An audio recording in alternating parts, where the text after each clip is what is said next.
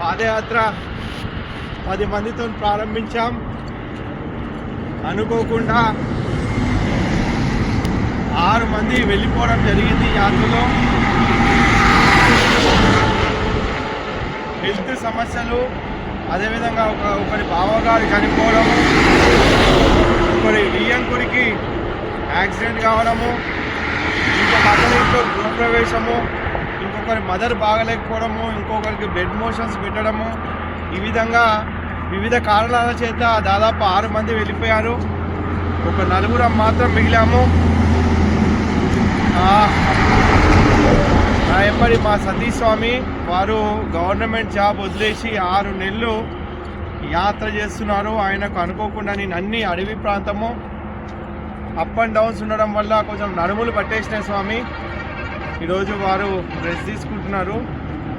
అయినా ఇంకో 2 ఉంటారు, మా సిద్ధు స్వామి, మా హేమంత్.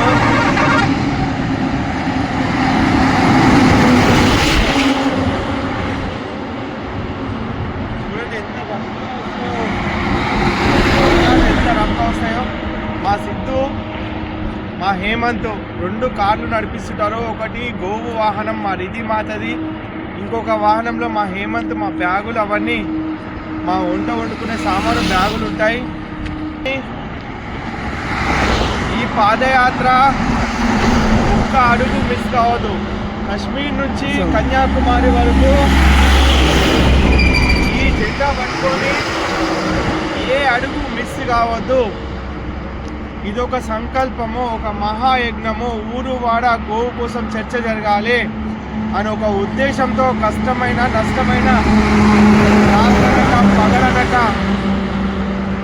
నేను ఏ జన్మలో ఏ పుణ్యం చేసుకున్నానో నా తల్లిదండ్రులు చేసిన పుణ్యం కావచ్చు, నా కుటుంబ సభ్యులు, నా బంధుమిత్రులు, నా భార్య, పిల్లలు, వీళ్ళందరి సహకారం, అదేవిధంగా నా మిత్రులు, నా శత్రువులు కూడా ఇంత పెద్ద యాత్ర చేస్తుంటే అందరూ సహకరిస్తున్నారు.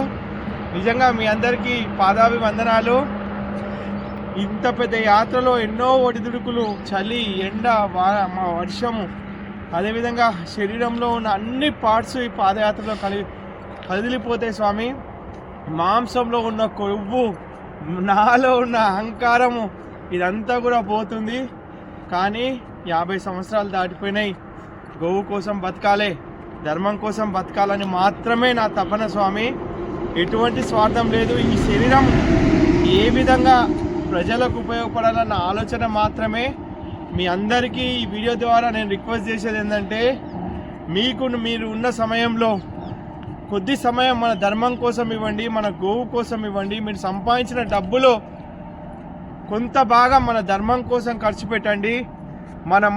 అందరము అనుకుంటేనే, కలిసి కట్టుగానే, కులాలకు అతీతంగా, పార్టీలకు అతీతంగా మన ధర్మాన్ని కాపాడాలి. మీకు తెలుసు, మనల్ని విభజించి పాలించిన సిద్ధాంతంతో దాదాపు 1000 సంవత్సరాలు పాలించారు.